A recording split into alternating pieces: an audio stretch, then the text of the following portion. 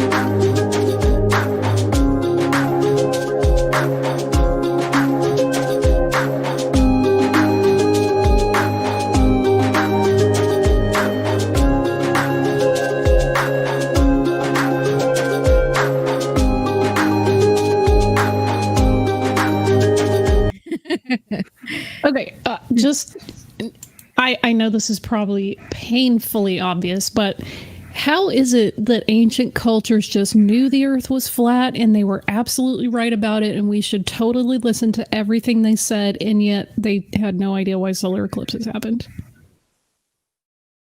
Right. Well, I want to know, they thought animals ate the solar eclipse. What happened when the sun came back? They didn't like it, so they spit it out. Or they pooped it out. What are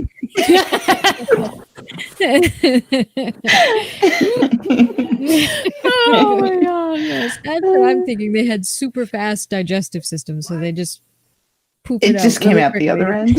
Yeah, it just came right out. Sort of like birds. If you ever watch a bird eat, in a bird feeder, Yeah. they just eat it and they're It just comes out the other end. Yeah, exactly. That's pretty much that must There be are some what it people like was. that. Hey, oh yeah.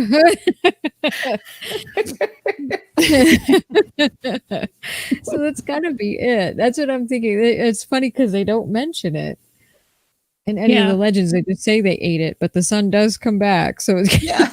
They come back.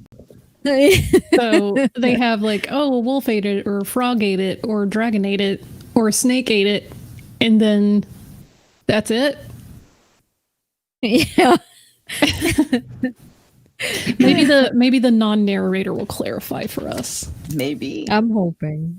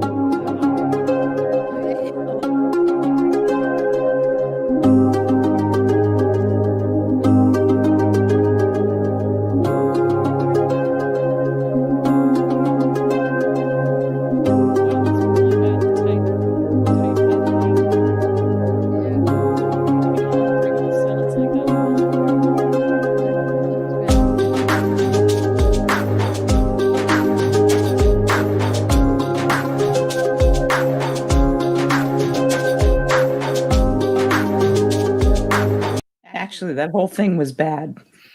Yeah. The visuals going in the background made it hard to read the words. There were several typos. Mm-hmm.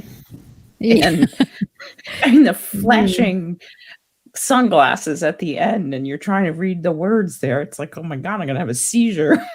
I know. God, right? And the white words on the white background just no. It's just a bad video. So bad. It Like, was. I can maybe forgive a typo, maybe, but if you break up a sentence in the middle of 2 slides, come on. It's not like they were running out of space. Mm-hmm.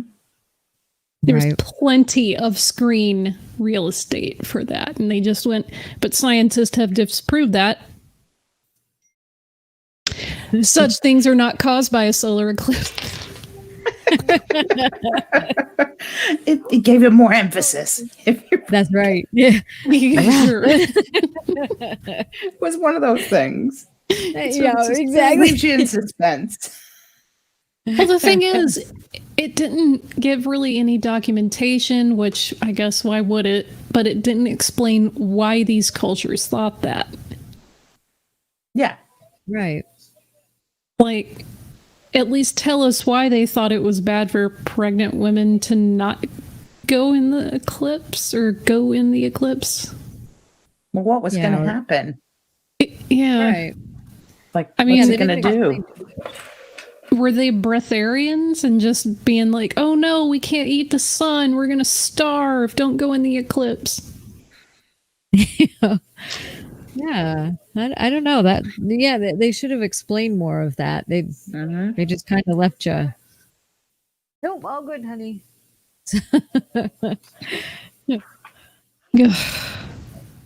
Yeah. All right. Well, whatever. All right. Exactly. The dice says 10, so Matt gets to pick the next video. Oh, cool. We'll see. Come pick the video, sweetheart.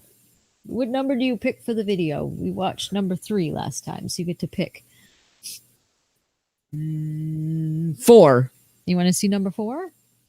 Yes. All right. Sounds good. Thank you. Okie doke. Number 4 is Oak Island Proven Masonic Treasure Pinpointed. This is a bit of a long one, so I do have the gong on standby if you get bored of this one. But it's a 24-minute video. Okay. Oof. That is long. I like islands. I do too. Sounds good. Oak Island is part of the Scottish Rite Freemason plan that predates the founding of the United States. In this video, I walk you through 2 verifiable sets of facts that reveal that Oak Island is Masonic, period, proven beyond all reasonable doubt, and that there's only one place on Oak Island where its creators would encourage others to seek its treasure. All of the maps and details in this video are derived from The Seal of Liberty, America's Quest for the Lost Treasure of Freemasonry, a book by Adam Schneider, your narrator. This short book reveals to the reader in a systematic and rational way the existence of a Masonic map devised for the land of the free before 1713, and then reveals the original purpose and methods of Freemasonry using Freemasonry's own words as translated by the symbols on the map. How does one decipher? Oak Island is part of a Scottish Rite Freemason plan that predates the founding of the United States. In this video, I walk you through 2 verifiable sets of facts that reveal that Oak Island is Masonic, period. Oak Island is part of a Scottish Rite Freemason plan that predates the founding of the United States.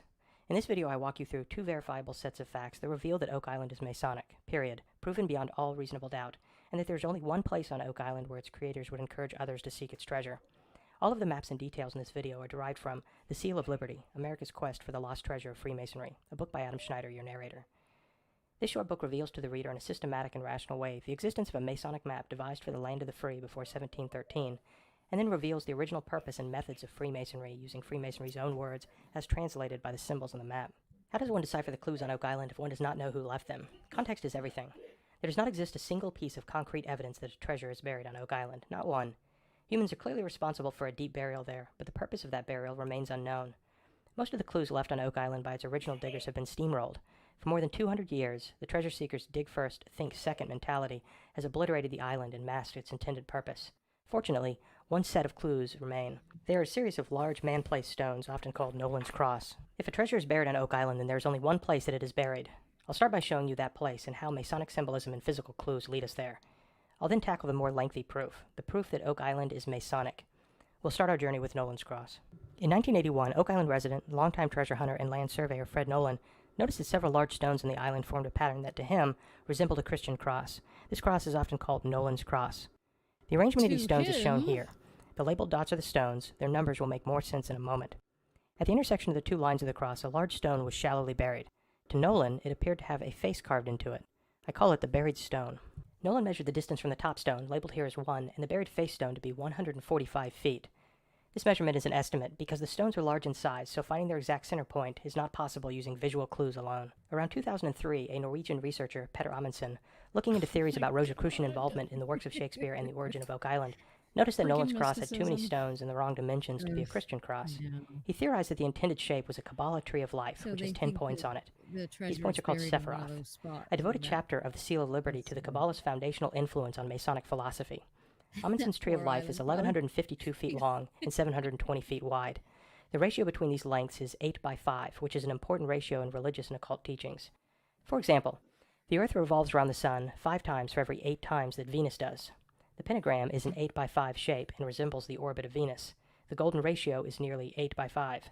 The supposed Rosicrucian master, Christian Rosencrantz, was entombed in an 8-by-5-foot room.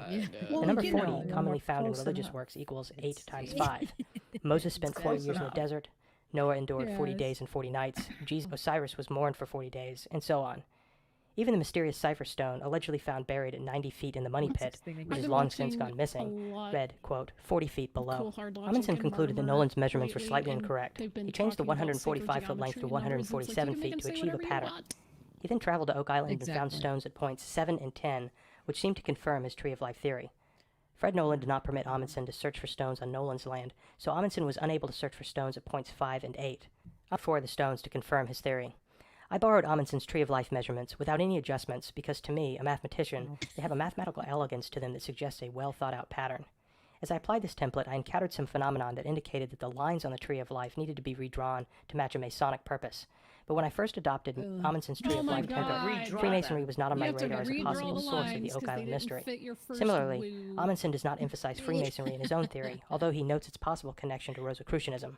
As I will detail later, I realized the Scottish Rite Freemasons, no later than 1713, were using Amundsen's Oak Island Tree of Life dimensions as a template for constructing Masonic structures and aligning them with one another to form a single, symbolically coherent map. This map is formed from several Masonic symbols that reveal the purpose and methods of Freemasonry. I'm not talking about the Freemasons that you see today, the ones wearing silly hats and doing charitable deeds.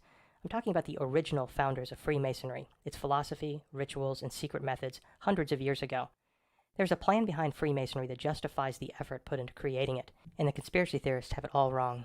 One possible marker of the Scottish Rite of the 33rd degree in Amundsen's Tree of Life is the number 33 hidden in its dimensions. There are 4 segments that are 147 feet long.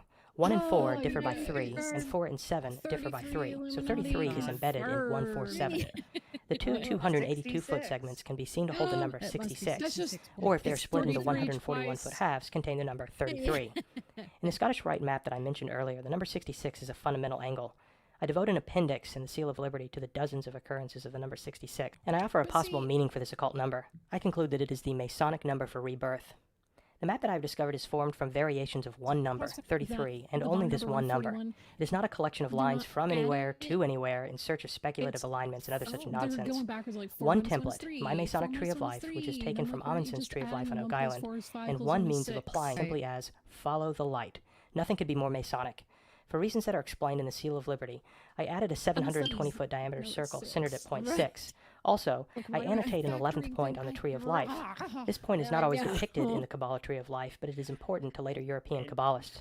It is called Da'af in Hebrew, which means knowledge. It represents the divine light, which few persons can see. Thus it is usually not depicted. We'll seek that light of truth on Oak Island. My Masonic Tree of Life is composed of 4 Masonic symbols: the Christian cross, the Masonic compass and square, upward and downward point pyramids, and a circle enclosed within 2 parallel lines, 2 Masonic pillars. These 4 symbols combine to form a single Tree of Life shape the Scottish Rite Freemasons have been using since before 1713 to create a single symbolic map on the North American landscape. It is a message about the land of the free, a statement about the meaning of liberty. Before I get into that, let's apply this template to the Tree of Life on Oak Island. In the Seal of Liberty, I prove beyond all reasonable doubt that Oak Island is Masonic, Scottish Rite, and that its location was known before 1713. However, for real-world technical reasons, it is unlikely that the location was chosen before about 1650. So, Oak Island is Masonic, and if Freemasons buried anything of value on Oak Island, then there's only one place that they would bury it. Seek the truth, which is found through knowledge, which in Freemasonry is symbolized by gold or light. Follow the light. On page 841 of the Scottish Rite book, Morals and Dogma, a few pages from the end of the book, then Grand Commander of the Scottish Rite, Albert Pike, writes, quote, The compass of faith is above the square of reason, but both rest upon the Holy Scriptures and combine to form the blazing star of truth, end quote. Let's dissect this cryptic passage using the Masonic Tree of Life found on Oak Island. The compass of faith is above the square of reason, but both rest upon the Holy Scriptures, the cross, and combine to form the blazing star of truth. In Masonic symbolism, the blazing star sits atop the uncapped pyramid. The cap symbolizes that which was lost to humanity during the fall of man, and that which Freemasonry seeks. The eye is not looking at you as if it is the eye of God. Rather, you should be looking for the light. Seek here. From Masonic teachings, quote, Masonry is the quest after something that has been lost, end quote. The cap symbolizes the pinnacle of Freemasonry, to achieve knowledge of the truth, which in Freemasonry is called light. Quote, advance toward the light, toward that star blazing in the distance, which is an emblem of the divine truth given by God and preserved amid the traditions and teachings of Masonry. Da'ath, the knowledge point, represents that divine light. Quote, it is our duty always to press forward, for though absolute truth is unattainable, the amount of error in our views is capable of progressive decrease, and thus Masonry is a continual struggle toward the light, end quote. There's only one place that a Scottish Rite Freemason would put their treasure, at the knowledge point, the source of divine light. The summit of the pyramid that connects the earthly with the divine, the place where your eye of reason should look for Freemasonry's treasure. Quote, whenever you depart from the center of the square and the compass, you will no longer be able to work with success, end quote. The knowledge point is the center of the compass and the square on the Masonic Tree of Life. This is not a coincidence. These are the coordinates on Oak Island at which a Scottish Rite Freemason would encourage others to seek its treasure. Seek the divine light at the knowledge point. If a treasure is buried on Oak Island, how deeply would it be buried? 3 Masonic numbers are reasonable guesses, 33, 66, and 147 feet. But if I had to make a decision, I would choose 8 times 5, 40 feet below. Next I will introduce some, but not all of the facts that prove, beyond all reasonable doubt, that Oak Island is part of a Scottish Rite Freemason plan, and that the origins of that plan predate 1713.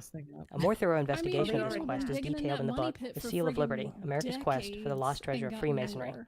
The purpose and methods of Freemasonry are not what you've been told. It's a clever plan that aims to deliver an important message. Oak Island and the Newport Tower were devised and built by Scottish Rite Freemasons. The exacting details of their plan were known to them before 1713. It cannot be any other way. All maps that follow were generated using Mathematica version 10. The center column, the pillar symbolizing balance on Nolan's cross in the Oak Island Tree of Life, points directly at the Newport Tower in Washington, D.C. If you attempt to verify this fact using Google Earth, you will fail. You cannot use modern mapping techniques reliant on satellites in the computer age to uncover a map designed several hundred years ago. This is why I used Mathematica, because it allowed me to use the mapping tools of the age that I was investigating. See Chapter 2 of The Seal of Liberty, called The Path, to learn about this mapping issue. I devote an appendix in The Seal of Liberty to teaching the reader how to use Mathematica to verify my calculations and reproduce my graphics. The Masonic narrative begins on Oak Island. When the money pit was first discovered, the original seekers found at a depth of about 2 feet a floor of flat stones. These stones represent a threshing floor, which is used to eliminate impurities from wheat. Symbolically, the seekers were told that only the worthy will find the treasure that they seek. The seekers then continued to dig. They found a platform of oak logs every 10 feet that they dug for a total of 9 levels. Some researchers dispute the accuracy of this claim, that 9 levels were found. Its truth is irrelevant. Freemasons have helped shape the narrative of Oak Island since its beginning. They want us to conclude that Oak Island represents the 9 levels of Inferno. Dante was a follower of the mystery religions that predate Freemasonry, journey to recognize our sinful nature and to reject it, therefore seeking the divine light. The money pit symbolizes this journey. Greedy treasure hunters are endlessly tormented in the unthreshing floor and ascend through the 9 levels of hell. We realize that we are an imperfect being, an uncapped pyramid, an unfinished temple. We then follow the center column of the Tree of Life, the balanced path from Oak Island to the Newport Tower. The Newport Tower symbolizes Freemasonry's unfinished temple. It was deliberately placed in this bare state to encourage seekers to realize that they are an unfinished temple of God needing to be rebuilt. But to be rebuilt, one's current nature first must die, and they must be born anew. On the winter solstice, the day of the year symbolizing death, when the day sees the least light for the year, the sun sets on who you were, on your imperfect self. If someone at the Newport Tower follows the bearing of the sun at sunset on the winter solstice, then they begin their rebirth. Every day after the winter solstice, the days grow longer, more light each day, a symbol of an infant growing from birth. Follow the light, follow the sun. The sunset azimuth on the winter solstice at the Newport Tower points at the George Washington Masonic Memorial in Alexandria, Virginia. This memorial is modeled after the lighthouse at Alexandria, Egypt, one of the 7 wonders of the ancient world, a beacon. Oak Island is part of the Scottish Rite Freemason plan that predates the founding of the United States. In this video, I walk you through 2 verifiable sets of facts that reveal that Oak Island is Masonic, period, proven beyond all reasonable doubt. And if there's only one place on Oak Island where its creators would encourage others to seek its treasure. All of the maps and details in this video are derived from The Seal of Liberty, America's Quest for the Lost Treasure of Freemasonry, a book by Untitled Chapter. This short book reveals to the reader in a systematic and rational way the existence of a Masonic map devised for the land of the free before 1713, and then reveals the original. There we go. It doesn't matter where you pick, it's all going to be crap. Yeah. Look. See, look at more angles. Look at freaking angles. How many freaking Which is drivers? high noon over Cedar Point, North Carolina, maturity. And it sets over Cedar Point, Ohio, death. It then rises again over the Newport Tower, rebirth, brutality. The dates of each location are shown. Read the Seal of Liberty to learn why the GW Masonic Memorial is labeled 1749. It will become more apparent to the viewer with time that this plan could only have been constructed after its entire form was known. It could not have been conceived in parts, as the alignments are too numerous and too precise. Therefore, since the apex was cemented in 1713, the entire plan had to be known by that time, likely a few decades earlier. It's okay if you're not yet convinced that we are looking at a deliberate plan, and not merely a set of coincidences. Be patient, this gets weirder. But before I show you the bigger picture, I need to add 2 more details. The George Washington Masonic Memorial and its grounds are aligned with King Street in Alexandria, along a 279-degree azimuth. If King Street did not turn northward of the memorial grounds, then it would pass through the center of the memorial. If one is standing in front of the memorial and facing its front door, then they would be facing 279 degrees. If they turn clockwise, 66 degrees, then they would be facing the same direction as the Alexandria War Dead monument across the street.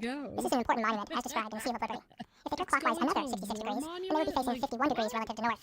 If they travel along that 51-degree bearing for more than 200 miles, then they would collide with the Statue of Liberty. If they pass through the Statue of Liberty, then they would collide with an obelisk in Lower Manhattan called the Emmett Obelisk. The George Washington Masonic Memorial, the Statue of Liberty, and the Emmett Obelisk are all aligned along the 51-degree axis relative to north. Liberty Island, like the Oak Island Tree of Life, is 1152 feet long and 720 feet wide. Knowledge Point is placed on the Liberty Island flagpole, and the center column of the Tree of Life is oriented at 147 degrees, then point 9, the so-called Queen Point, sits beneath Lady Liberty. Recall that 4 segments of the Tree of Life template are 147 feet long. Note in the picture that 147 degrees is 33 degrees east of south. Also note that Liberty Island is 14.7 acres in size. These numbers, along with some symbolism from Masonic Liberty, represents. See the book, The Seal of Liberty, for these details. So, the George Washington Masonic Memorial grounds were designed to match the Oak Island Tree of Life template, as was Liberty Island, which bears 147 degrees. The Emmett Obelisk in Manhattan is also part of the Tree of Life. It is oriented at 33 degrees, which is the direction of Broadway Street in this part of Manhattan. This means that we have 3 trees of life that are all aligned along a 51-degree axis. One of these trees of life is 33 degrees east of north, and another is 33 degrees east of south. With that in mind, let's return to the mental map. The bearing from Cedar Point, Ohio to Cedar Point, North Carolina is 147 degrees. The bearing from the Liberty Island flagpole to Lady Liberty is also 147 degrees. There are 4 lengths on the Oak Island Tree of Life of length 147 feet. The numbers 147 all differ by 3, which conceals 33 in the number 147. 147 degrees is 33 degrees east of south. If you still think that all of this is just a coincidence, consider its next measurement. The bearing from Cedar Point. Draw lines.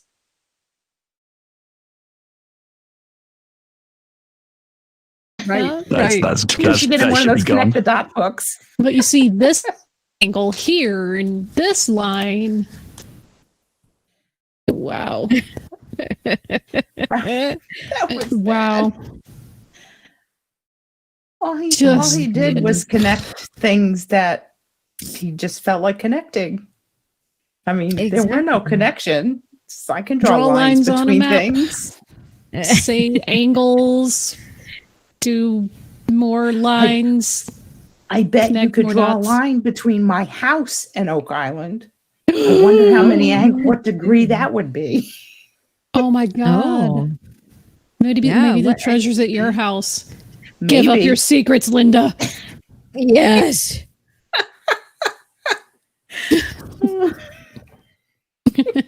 Poor island.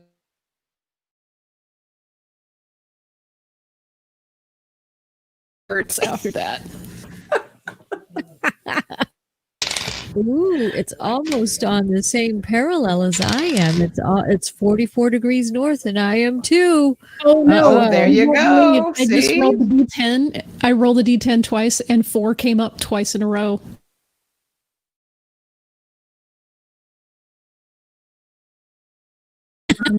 Oh, 10 came up twice. That means it's Matt. Matt on the Illuminati.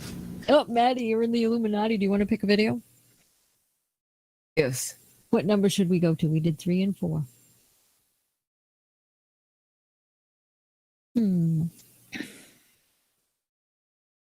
He's thinking. He's speedy thinking. kiddo. Maybe 2? There we go. Sounds like a plan. Number 2. Does that sound good?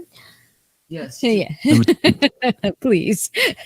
Video number 2 is about Mothman, and it's another long video. So we might have to gong this one off as well. But let's see what happens, because the title is Mothman, America's Notorious Winged Monster Monstrum is the full title. There we go. It did have the biggest red eyes. There's a 6-foot bird and massive wings. And I asked her how big the wingspan was. She said about 10 to 12 feet. Is Point Pleasant haunted?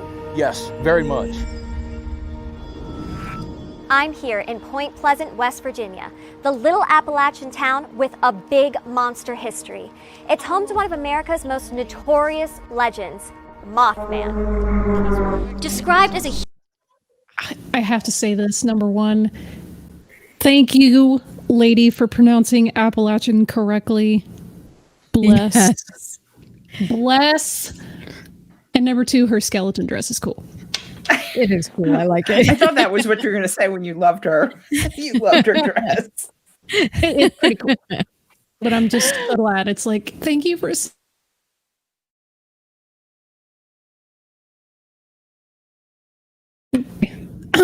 Proceed. I'm a nerd. Humanoid creature with massive wings and glowing red eyes. This man with wings was first spotted in this area in the 1960s and has been a fixture of life in Point Pleasant ever since. The monster is a perfect example of iconic modern American folklore. There's even a Mothman statue in the middle of downtown. Hi. It speaks to the idea that this really is modern folklore. It came from this town. Like, we're staking this spot in this part of the world as Mothman. So they're really uniting Mothman and Point Pleasant and West Virginia. On December 15th, 1967, this paranormal activity culminated in a very real tragedy, the collapse of Silver Bridge. Some claimed Mothman was the cause of the accident. Others say he was actually meant to forewarn the town of the catastrophe. But how do you explain the Mothman phenomenon? Was it an elaborate hoax, or did people simply mistake something real for an imaginary creature? Or maybe it was something truly so bizarre that it just can't be easily explained.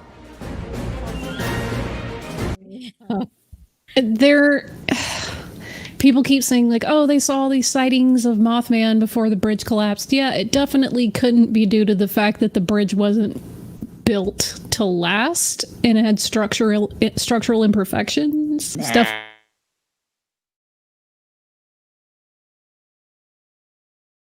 Like a gremlin. It went around and removed bolts so that the bridge collapsed. Yeah, and they're like, oh, it tried to warn us. How? Just by flying around and scaring the shit out of people? Like, it never said anything about a bridge.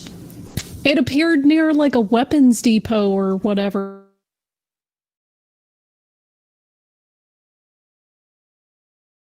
I know. Well, I gotta disagree with the chat, though. At least the movie had Richard Gere and how to plot this, like, legend. True. It's a mismatch of just bleh.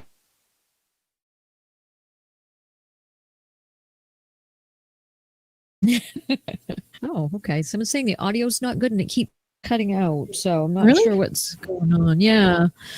And it's everybody, I think. It is. Yeah, it's everyone. Yeah. Okay, it's the stats aren't looking very good. What I'm going to do is I'm going to drop the stream and restart it. If everyone stay exactly where you are, everyone in side chat stay where you are. Don't go. It'll buffer for a second. When it comes back, count to about 10. When it comes back, just refresh the screen for me, please. And we'll see if we can figure this one out. But all I'm going to do is stop the stream so you'll all see the buffering. And then count to about 10 and refresh your browser. I mean, we should all be good. This is kind of risky to do live, but we haven't got much of a show at the minute, so here we go. Right.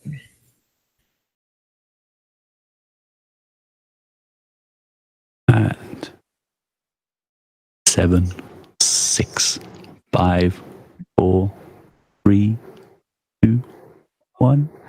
Anyone in the side chat hear us? We should be live. YouTube's got an excellent connection. Somebody say, yes, you can. Cool. Right, we can carry on.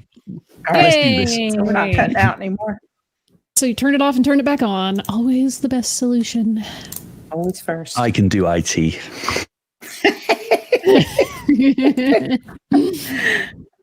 Awesome. Okay, should we carry on? Yeah, sure. Back to mothing. I'm Dr. Emily Zarka, and this is Monstrum. Of what? On November 12, 1966, in Clendenin, West Virginia, 5 gravediggers claimed to have seen what they describe as a man with wings gliding over their heads. Eyewitness Kenneth Duncan later said the being was gliding through the trees and was in sight for about a minute. But it was here where Mothman became a legend. I'm at the spot of what is widely believed to be the earliest officially reported Mothman sighting, what used to be the West Virginia Ordnance Works munitions plant, better known as the TNT area.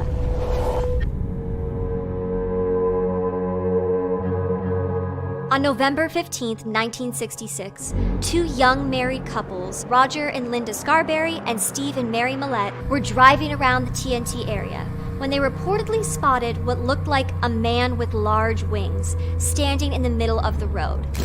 Steve described the creature as being 6 or 7 feet tall, with a 10-foot wingspan and red eyes, about 2 inches in diameter and 6 inches apart. Linda claimed she couldn't see a head or arms, but also saw glowing red eyes when the car headlights hit the figure, who seemed to shy away from the light. Frightened, they quickly sped away from the figure, but shortly after, while traveling along Route 62, they spotted it again. This time, it followed them. They claimed they couldn't shake the creature, even when the car reached speeds as fast as 100 miles an hour. This is Denny Bellamy, the Mason County Visitors Bureau Executive Director. Denny has lived in the Point Pleasant, Mason County area for over 60 years. I was in the 3rd grade. My neighbors saw it, said there's a 6-foot bird with big red eyes and massive wings, chasing cars in the TNT, and in fact, it kept up with Roger Scarberry's 57 Chevy. It's right on this road. This road, as you can see, is like a drag strip. And that's what Roger Scarberry was doing out here, was drag racing. There were scratch marks on the ceiling of his car, and he was upset and he was scared. Shaken by the experience, the group drove straight to the sheriff's office to file a report around 2 a.m. that morning. Officers immediately set out to investigate, but by the time they arrived at the TNT site, no evidence of the creature could be found. I'm here at the Point Pleasant Public Library doing some research, looking through their archive. There's a lot of stuff here that I'm super excited to explore. This is a copy of the original Point Pleasant Register of the first Mothman sighting. Wednesday, November 16th, so that would have been the morning after. Couple sees man-sized bird, creature, something. Well, there's drawings. Scarsbury eyewitness sketch of Mothman, verified by others. One of the original eyewitnesses. Both were slightly pale and tired from lack of sleep during the night following their harrowing experience. If I had seen it while by myself, I wouldn't have said anything, but there were 4 of us who saw it. They speculated that the thing was living in the vacant power plant, possibly in one of the huge boilers. There are pigeons in all the other buildings, but not in that one. This is new info. I love finding new info. I really do. This was a top secret government facility. They made all the explosives for the atomic bomb. It employed all the people from the town. You would come to work here onto a bus that all the windows were blacked out of, so you couldn't see anything of the facility. And they drove you right to where you were working. You did your job. You got back on the bus, and they never saw anything. And the day we dropped the bomb on Hiroshima, they closed the facility. That was it. They were done. We're going to go look at the bunkers that give the TNT area its name. It's where they stored the explosives, the TNT and the nitroglycerin. Ooh, it's creepy.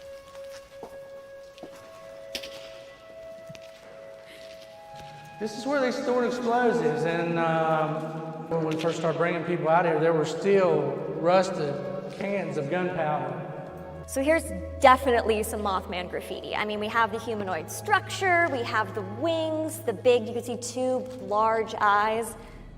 Yes, Mothman.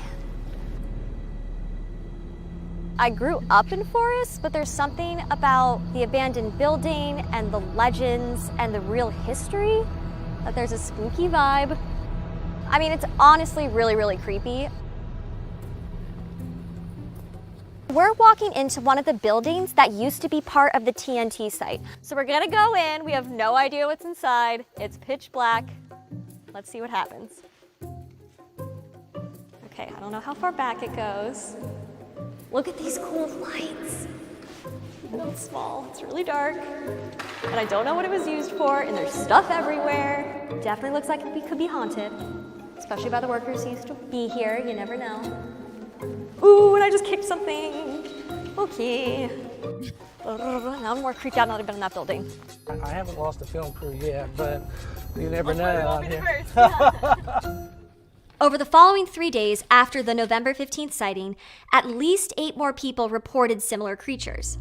My brother said, well, don't look, but there's something there beside the car. If I'd rolled my window down, I just could have touched it. And then it jumped on the hood and just sat there and just squatted kind of and looked at us. But it did have the biggest red eyes, and it run right past the car, and it jumped up in the air and just opened up the biggest pretty set of bird wings, because you could see the feathers in it and everything. Just opened them up and just went off in the night like that. For 1 year, starting in November 1966, over 100 eyewitnesses reported accounts of the Mothman in this area. Almost all agreed on the same points. The monster was as large, or is larger than a big man. It had wings but no feathers, and took off into the air straight like a helicopter, gliding through the sky. Its face was indistinguishable besides 2 large, glowing red eyes. Intrigued by the creature, that hundreds of local residents, some armed, went hunting for the winged figure. There was a police officer directing traffic. There was so much traffic out here. She said it. Well, the sheriff's deputies had to come out. Newspapers are often the first indicators of an emerging legend. They help rumors become lore as more variations are published and told to the public. Mothman was no exception. He even received his famous title, who likely gave the mysterious bird the name Mothman after the famous comic book character Batman, who was the subject of a popular TV show at the month. The Beckley Herald-Dispatch renamed the Mothman as the Mason Bird Monster, but that didn't quite stick. Were the Mothman eyewitnesses in the 1960s really seeing a monster? Some people certainly saw something in the night sky. The sheer number of sightings might be an example of the psychological and social phenomenon known as mass hysteria. The textbook definition of mass hysteria says it is a form of mass contagion in which an offer catch up with her. The thing is, with a sighting like this, it is almost able to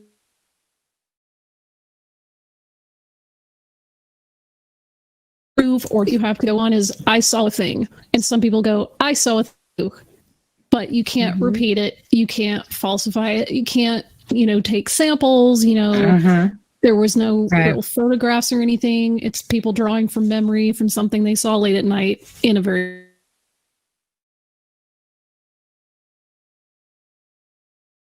they see something, but there can be a possibility that what they saw and what their brain interpreted it as is not the same.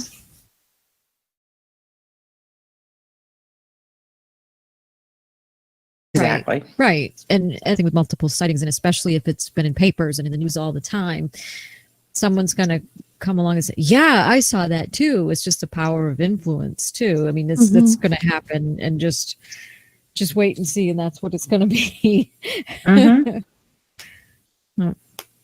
Yeah, like you see something that's big and it has wings. Well, the only real references we have are like insects and birds.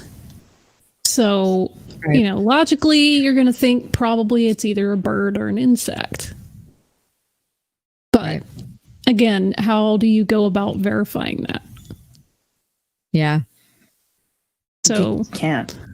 Yeah, exactly. So it happened, decades ago and hasn't happened since, despite, I guess, a couple people who were like, oh yeah, I totally saw it like last Friday, but yeah. Exactly. Modern mythology in action. Yep. Exactly. The power of suggestion. I am curious though as to really what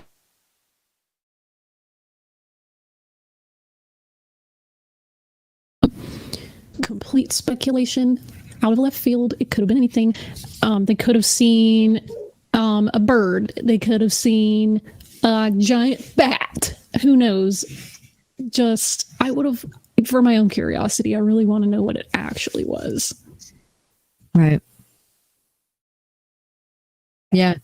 Be interesting to see what they saw. Mm-hmm. I mean, hell, was it a pterodactyl or something? Jeez, give me some answers. I know.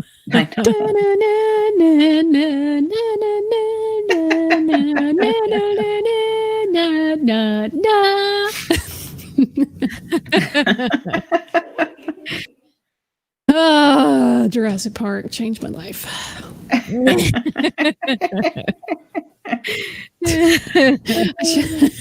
I've been joking with people all week that I should go get my kazoo instead of doing terrible karaoke and just like start playing things on the kazoo.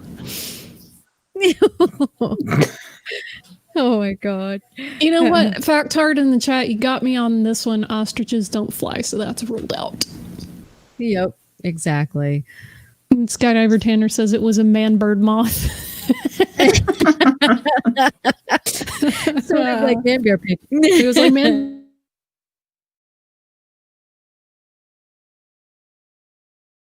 Had a great too. Great horned owls are huge. Yeah. Yeah, You know, it could have been a bird. Great horned owls are huge, as are several birds of prey. Like I've seen golden eagles and bald eagles up close, and they're massive. Yes, they are.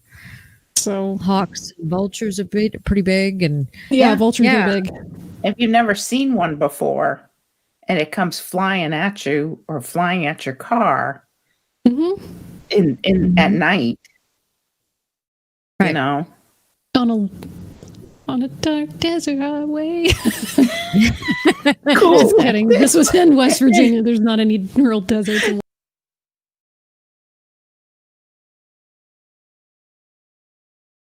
You be literally, if you just draw a line on the map, like our little angle guy, you'll be like 2 miles from the town that you want to go to. But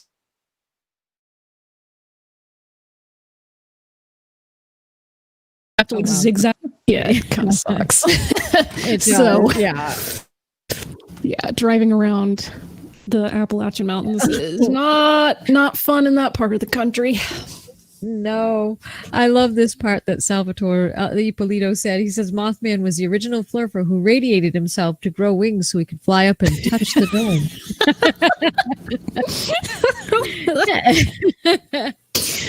Oh god, and he flew into it like a bird running into a window and then crashed back down and took down the bridge. Yeah, there we go. That's what happened. That's awesome. The Flurf Icarus story. I love that.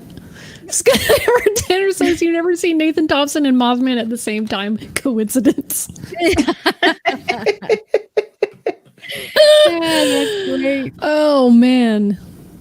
We're having some tech issues. I think the Mothman is chewing on the wires, so we may end up having to wrap early, but that leaves us for next week with more superstitious goodness.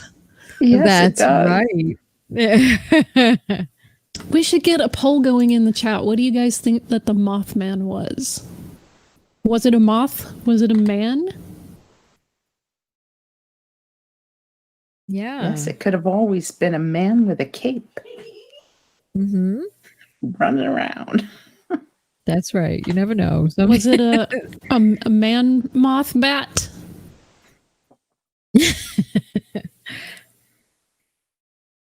Oh yeah, but they were talking about how like, one person said it had feathers, another person said it didn't have feathers. Like, right? Did it have feathers or not? Right. He said Skydiver Tanner says he's a man-bird moth. Yep, that sounds good. It's a man, it's a bird, it's a moth, it's a man-bird moth. That's right. A moth-like man-bird wearing welding goggles. Well, that's why his eyes were red.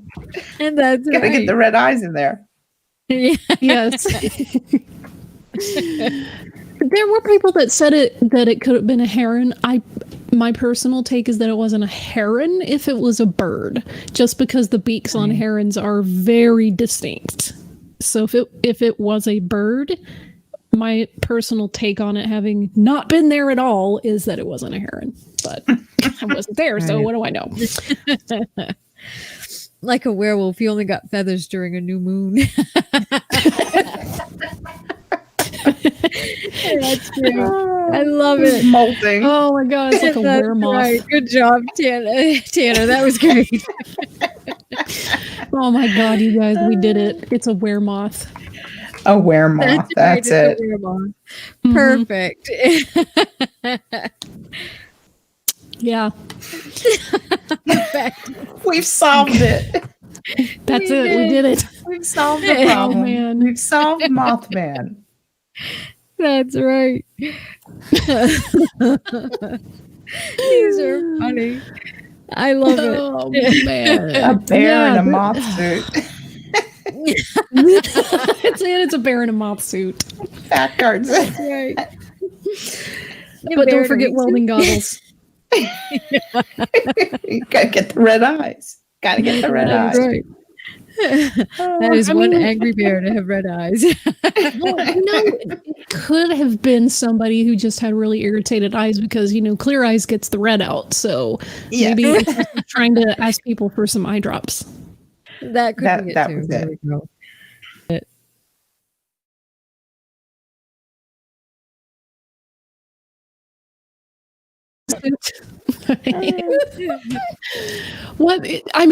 I know this is not what happened, but if a man put on a moth suit and just jumped off a tree or turned the wings into gliders and just like flew around going, hey, this will really mess with him. Yeah. Oh yeah. It very well could have been somebody just messing with people. Yeah. The red eyes was the plasma that Flurfs think it is. Yeah. Oh my god. Incredible. Okay. What else do you guys want to do? I think we may end up having to wrap just because YouTube's connection speed's being kind of a jerk. Yeah, so YouTube's having tips. Yeah. It keeps jumping in and out. It does. I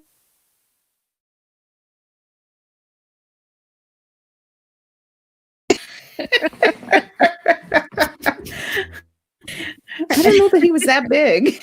What did you do, Ray? I thought it was the hardest thing I could. Something that can never ever hurt us. Yeah. Oh god. Now I want to watch Ghostbusters. I know. Mike says we're buffering a little bit. Okay.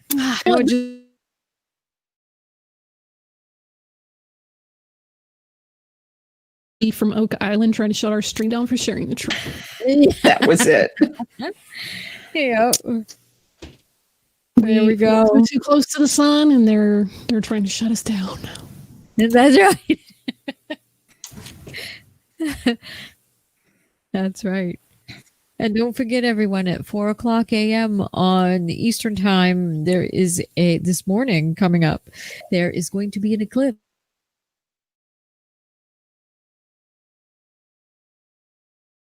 Watch that protection. But yes.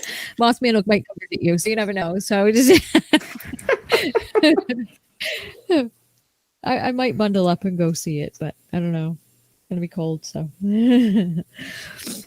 oh, hang on. Uh-oh.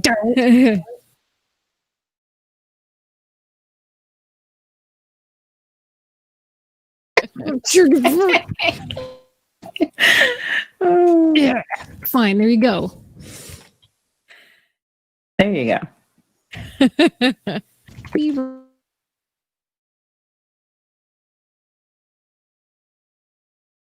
Yes. That's right. Oh, God, he's come out coming now. out tonight. No. The werebeaver will come out tonight. Look out. Werebeaver. That's right. Oh, maybe that's what happened.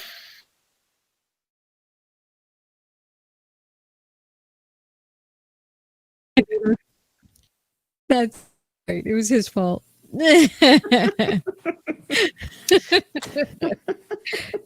Oh my god. Just Brainy Beaver. Yep. That's exactly what Jinsha was saying. I'm hoping that it's not Brainy's moon we're looking at.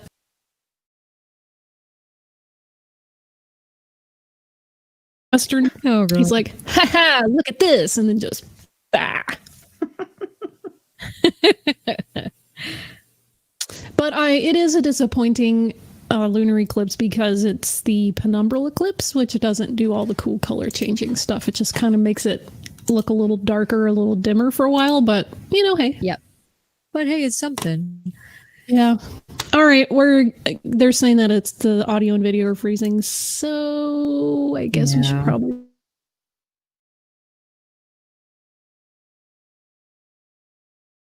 Closing arguments here and figure out what we want to say. Yeah. So what did you think of tonight, Miss Linda? Oh, it was just some more stupid. I guess you can write a whole book on just connecting dots that don't exist. So. Exactly. Because he was shilling his book there. Yes. Mm-hmm. Exactly. Oh, how about you, Vishanti? I'm still really curious as to what the Mothman is. Man, bird, moth, birdman, birdman, moth, moth, bear, man. I don't know. We need answers. Yes. That's true. How about you, Cheese? What do you think?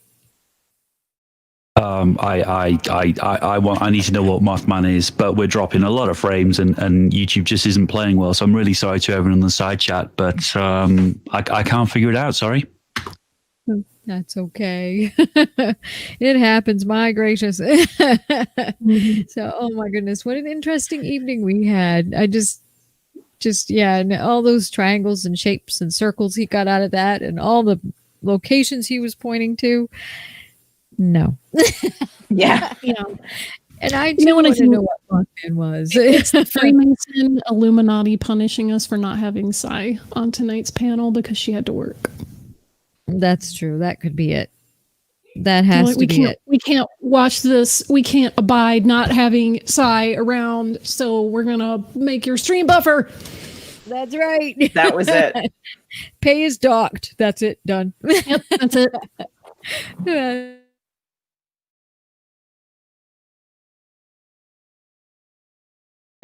Exactly. Leighton's well. Yes. So we just want to say thank you to everyone for coming. Thank you for sticking with us, even with all the issues we've had.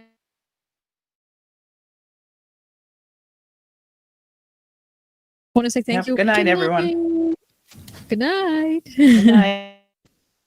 Good night.